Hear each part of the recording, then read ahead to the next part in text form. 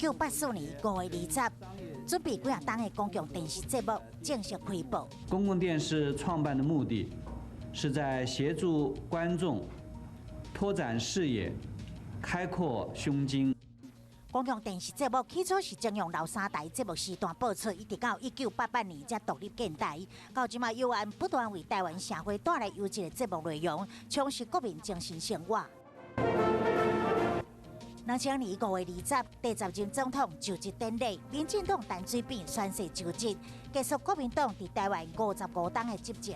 以必遵守宪法，尽忠职务，增进人民福利，保卫国家，维护国民互通。